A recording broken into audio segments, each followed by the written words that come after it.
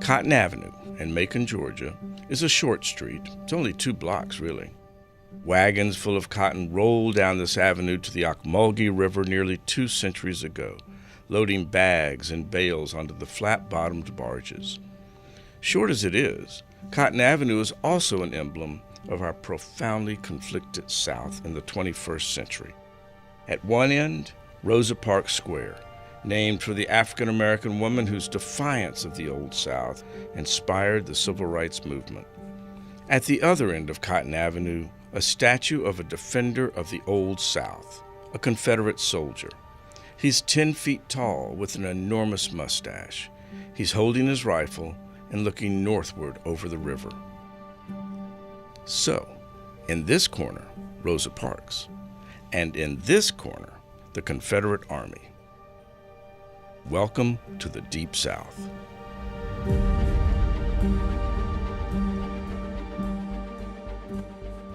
Now here's something the white planters and the slave owners who made their fortunes on Cotton Avenue couldn't have seen coming. These few blocks would later be the center of black commerce in Macon, one of the first places in the city where African Americans built real wealth. In the early 1900s, it was known as the Black Main Street of Macon. Now, why am I telling you about Macon, Georgia, and about Cotton Avenue? Because that's where our story begins. It's 1962, and it's where boy meets girl, where they flirt, where they go for a stroll, where they're confronted by police, and where in a few minutes the boy, a teenager, will find himself on his back in the middle of a street, fighting for his life, not understanding what just happened.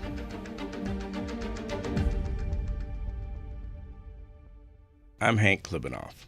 Welcome to Season 2 of Buried Truths, which examines the stories and the histories behind unpunished, racially motivated killings during the modern civil rights era in the South. Buried Truths draws upon research and writing by students, former students, and me at Emory University in Atlanta, where I teach the Georgia Civil Rights Cold Cases class. It's there that we examine who we were, as a people, as a society, as a civilization. And we do that so we can understand how we became so divided by our racial differences. We examine a past when, across the races, we allowed so many misconceptions, fallacies, and myths about race to take root. Now, when my students look at that past, you know what too often they find? They find disturbing similarities to the present. It leaves them wondering, how far have we come? We're going to focus on the why of this tragic history. So we study the past because we believe when we understand who we were, we can better understand who we are.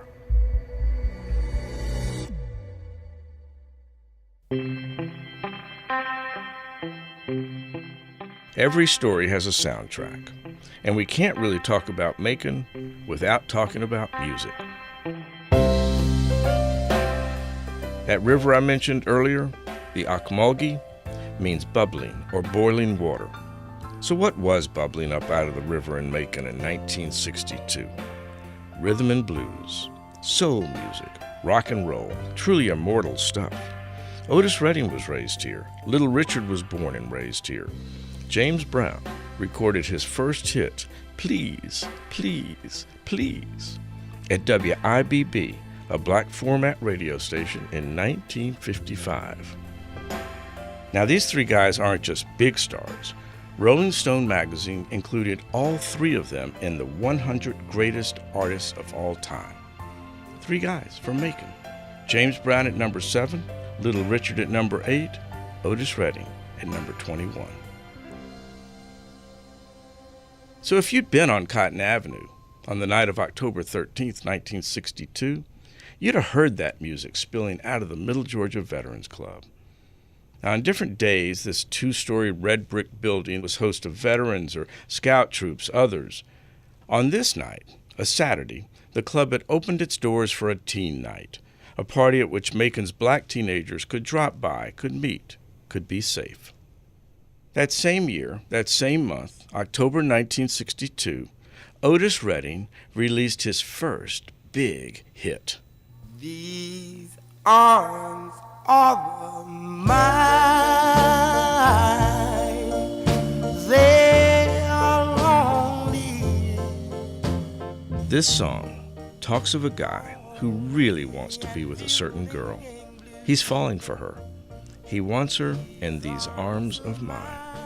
It's the perfect background song for a date between A.C. Hall and Eloise Franklin, the two teenagers at the center of our story.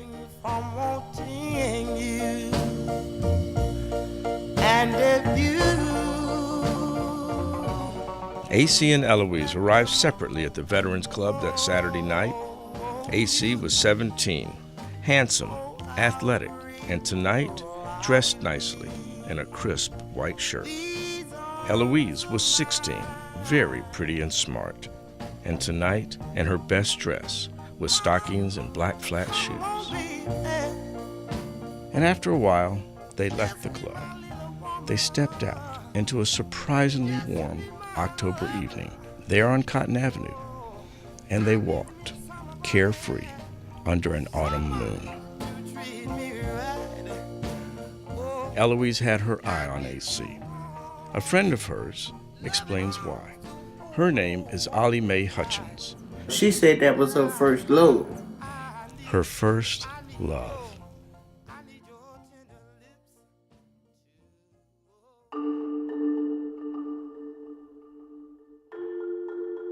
If you drive on Cotton Avenue away from the river, it turns into Forsyth Street, and then it merges into Vineville Avenue.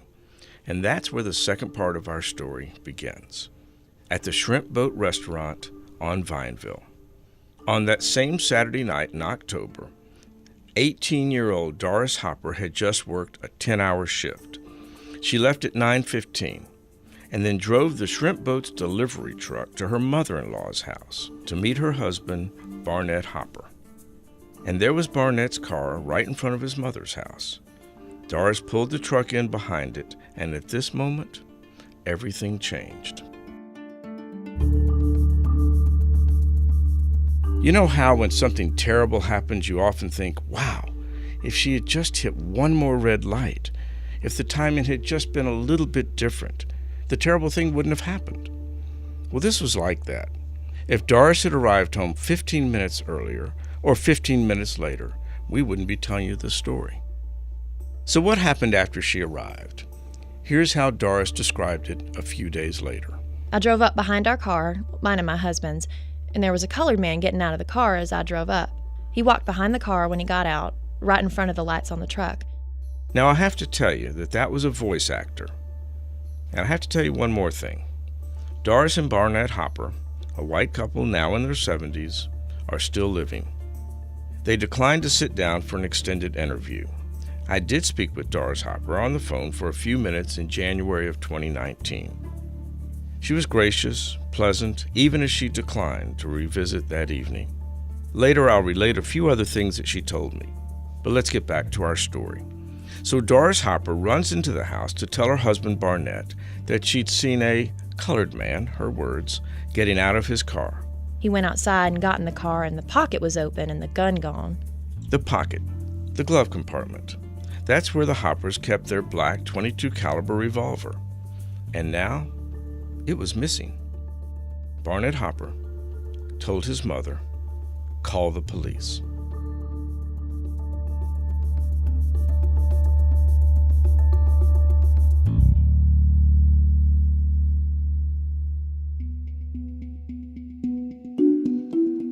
Macon policemen Josh T. Brown and James L. Durden had been involved earlier that day in an unrelated and very unusual case that they'd probably have talked about for years, if nothing else had happened that night. Brown and Durden were rookies, on the force between 7 and 8 months. But they weren't kids. Brown was 33, Durden was 29.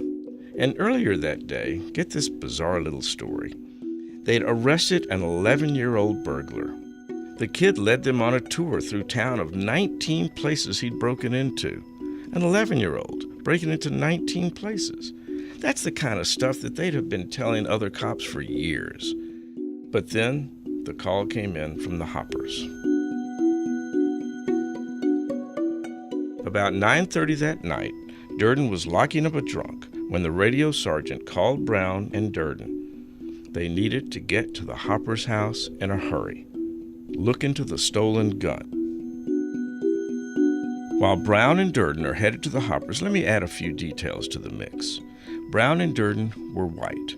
Macon, which with Atlanta and Savannah had integrated their police forces in 1948, had 2 black officers, but they were allowed to patrol and police only in the black neighborhoods. Brown and Durden made it to the Hopper's house in 5 minutes. The officers asked Doris whether she could identify the thief if she saw him again, and when she assured them she could, Officer Brown did something that police officers almost certainly wouldn't do today. He asked Doris and Barnett Hopper to jump into the backseat of the patrol car and help them search for the man. Do you see that scene? 2 policemen asked 2 civilians to hop into their cruiser and join them in searching for a man who's walking around with a stolen gun. Now, in my class, we paused on this. Finally, one student asked a simple, obvious question. Wait, the student said, so if they'd arrested the man with the gun, where were they going to put him in the patrol car? Well, the police officers would come across someone that they thought stole the gun, and they would pursue him. But they wouldn't be putting him into the patrol car, and they wouldn't be making an arrest. As the police began their search, A.C. Hall was still on that moonlight stroll with his girl.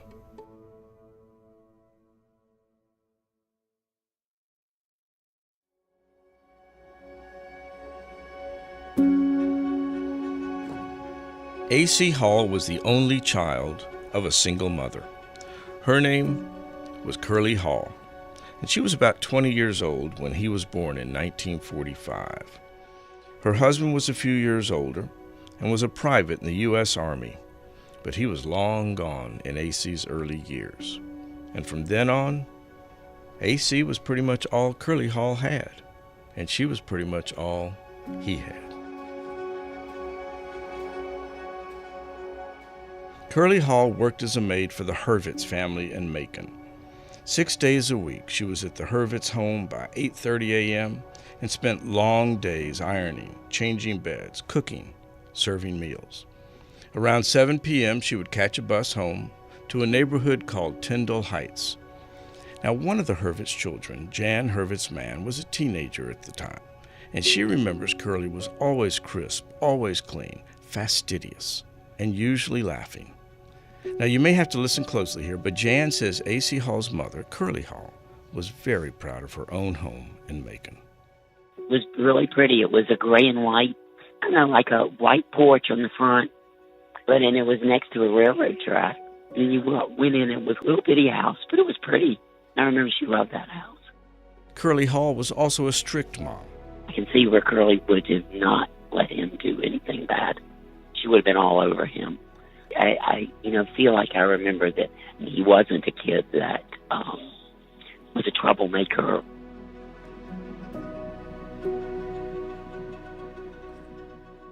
A friend of A.C. Hall's had much the same recollection.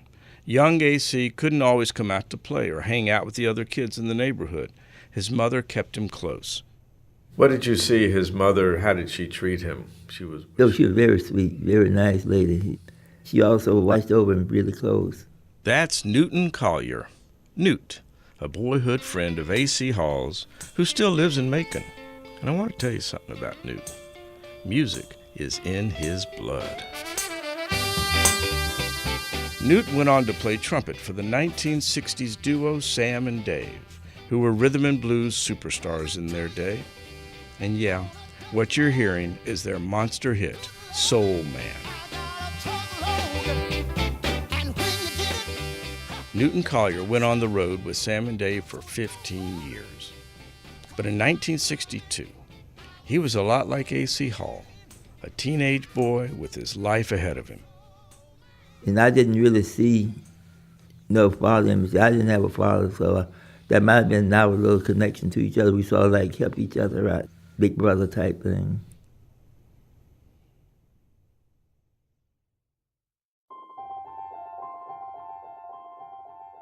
AC's mom, Curly Hall, didn't break under the challenges of being a single parent. She rose up to meet them. She loved her son, provided for him, taught him decency and responsibility. She sent him to school. She took him to church. And she made sure AC left the house looking his best. He was always sort of dressy. I think his mother starched his blue jeans because they stayed clean a long time. He looked a little neater than most of us did. And I remember also, he liked to take his collar. You know, his shirt collar. And wear his collars up, high. Newt also remembers AC as being a strong athlete, at least in basketball. Now, Newt claims he could beat AC in a foot race. But when it came to the basketball court, well, AC was the first of the group to be able to dunk the basketball. But AC was more than nice clothes and athletic ability. Vivian Butts was another childhood friend who grew up near the Halls. She and AC were part of a group that walked to school every day. She remembers a quiet, mannerly boy who never talked back to teachers and never, as far as she knew, harbored a mean or cruel thought. By the time they were teenagers, AC had become sort of a big brother figure to Vivian. When she talked about going out late at night to meet boys, AC was firm. He said, "I don't want you to be like that. You're not that kind of a girl." So a picture is beginning to emerge. AC Hall was raised, loved, and disciplined by a hard-working woman who was the sole breadwinner in their house. He was well-dressed always and competitive when it came to sports. Now, we don't have a clear picture of him as a student, but he was at least respectful to his teachers, and he was growing into a kind and thoughtful young man. My students and I struggled to learn about AC Hall, and that's why we talked with old friends, but it was still difficult to form a complete picture. One of my students, Angie Jang, put it this way. Because he was so young, he passed away at the age of 17. That's a tricky age. That's too old for anyone to fully forget him and too young for anyone to fully remember him.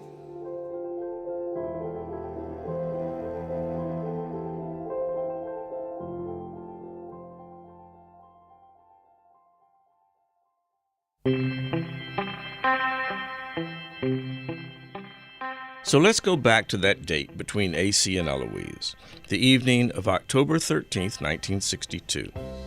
Eloise would later say that AC was walking her, and I'm guessing slow walking her, to a friend's house. They took a shortcut down Hazel Street into the George Washington Carver School. Now, this had been AC's school from the 3rd grade, and in the 5th grade, AC won recognition in the Macon Telegraph newspaper for serving on the school's beautification committee. The committee, the newspaper said, had done much to make our yards attractive. So now, even as he and Eloise, probably arm in arm, walked closer to the school in the dark of a Saturday night, AC knew these grounds well. The school was located in Tyndall Heights, where the teenagers had grown up. Here, the lifelong lessons in racial etiquette that applied in the white parts of town didn't apply. You know, the faces not to look at, the places not to go, the things not to say. None of that applied here, especially not tonight. AC and Eloise were invisible, except to each other. This fine autumn night belonged to them.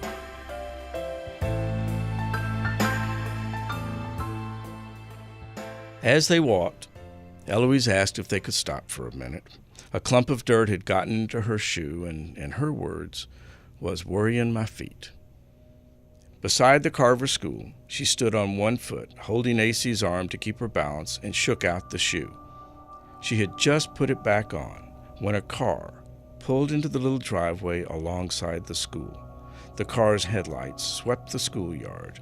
Suddenly, AC and Eloise lost their invisibility. The car was a Macon City police cruiser. It was in this moment that AC Hall ceased to be a teenage boy and became a target. So where are we? Let's take a look at the scene. On this October night, we've suddenly got 6 people who have arrived at the same location. I'll put them in 3 groups. First, the couple, A.C. Hall and Eloise Franklin, teenagers out for a slow evening walk. Second, the Hoppers, Barnett and Doris, they're newlyweds, by the way, who had called the police to report a stolen gun. And finally, the novice police, Josh T. Brown and James L. Durden, who went out looking for the thief with the Hoppers in the back seat. As the headlights landed on them, AC pushed Eloise into the shadows and told her they had to run. The police car was coming closer, but Eloise wouldn't run. Now the car was abreast of them. Now it was pulling ahead of them. AC took off alone, sprinting toward the police car, then overtaking it, then running out ahead of it. Why did AC run toward the car instead of away from it? That's a good question with an interesting answer. The more important question, why he ran at all. If he had done nothing wrong, will take some explaining, but we'll get to both. The four people in the police car apparently didn't spot AC until the teenager ran alongside the car. As he flashed by, Doris Hopper exclaimed the two words that would set this tragedy in motion. I said, "That's him." And she would later say this. And I recognized him immediately by his clothes and his build as the man I had seen getting out of our car over at my mother-in-law's. The policemen and the Hoppers would say the police shouted warnings to AC to stop, but Eloise Franklin would testify she heard no such warnings or demands from the police. Regardless, AC Hall kept running, and the police kept chasing him with the cruiser. AC came to a dirt mound behind the school and ran over it. But when the police car came to the mound, the officer driving the car, Josh Brown, was forced to slam on the brakes. Even before they got out of the car, the officers pulled their .38 revolvers and started shooting. So wait a minute. They fired before they got out of the car? Why would they do that? And they didn't just start shooting. Listen to the way Officer Brown later described it, here portrayed by an actor. I was shooting to the left side, just pulling the trigger fast as I could pull it. I wasn't hardly aiming, just pointing the gun at him and firing. Now, why would he do that? Why would he just fire away so indiscriminately? Well, there's an explanation, and both officers used it, as many officers before them had, and many officers after them would. They claimed that A.C. Hall, in his headlong flight, suddenly stopped, turned back toward the police officers, and made a threatening move with his hand.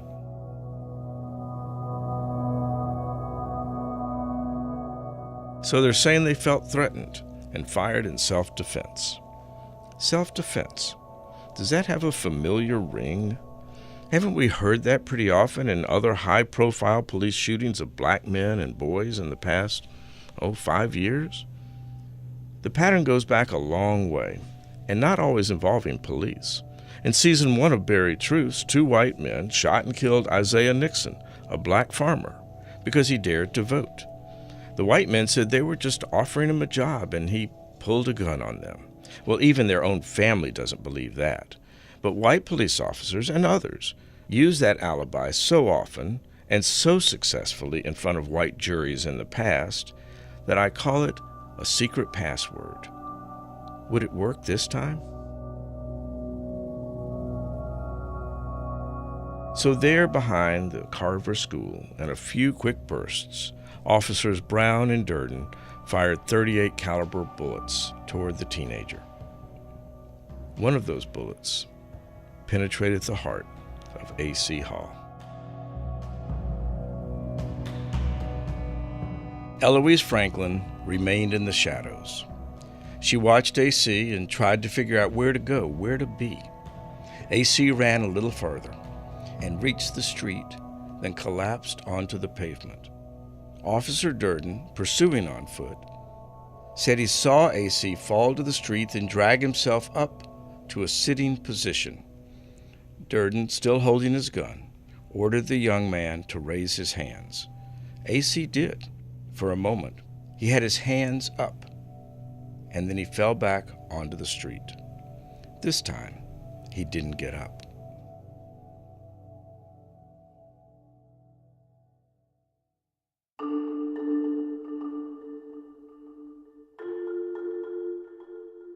even as A.C. Hall was being pronounced dead on arrival at nearby Macon Hospital. Police officers scoured the field behind the school, searching for a gun. Now, their assumption was that A.C. Hall stole the Hopper's gun, then tried to turn it on the police when they caught him. The officers searching the field with flashlights found a wallet, a deck of cards, a Social Security card, all belonging to A.C. Hall. But a gun? No.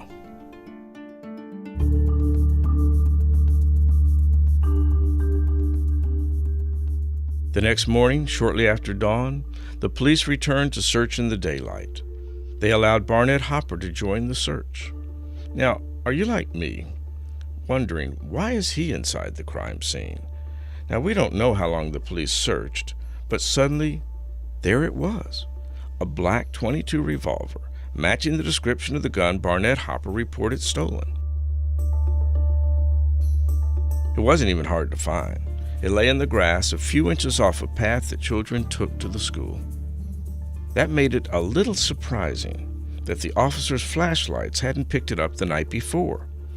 But now, it was Sunday morning. And now, there was a gun.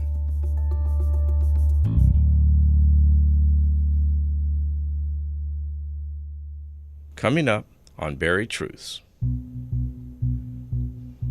They didn't just take you and, oh, we're sorry, we made a mistake. You can go home now, we're sorry. No. The folklore is if somebody gets in trouble and they need to say the guy got a gun, the throwdown gun. And Mr. Hollowell met me at the door. He said, Howard, there's going to be a proceeding for A.C. Hall.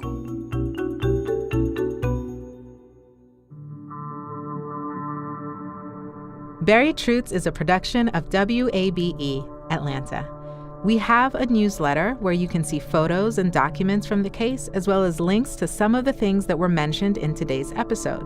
You can sign up for our newsletter at wabe.org/buriedtruths. Also, follow us on social media. We're at Buried Truths Podcast. And of course, as always, please subscribe if you haven't already and leave us a review. It'll help others find this show. If you have any information related to this case, write or send a voice memo to hank@buriedtruths.org. Hank Klibanoff is a former newspaper reporter and editor and co-author of the Pulitzer Prize-winning book, The Race Beat. Today, he's a professor at Emory University. The Buried Truths team includes David Bereswain, Richard Hallex, Catherine Dautrick, Marilyn G-Wax, Jayanne Berry, and Christine Dempsey. The actors in this episode included Sarah Hallex and Parker Singletary. Thanks to Emory University and its Centers for Digital Scholarship and Faculty Excellence. And another big thanks to the nearly 100 students who've taken the Civil Rights Cold Cases class that Hank Klibanoff teaches at Emory. And thank you for listening to Buried Truths.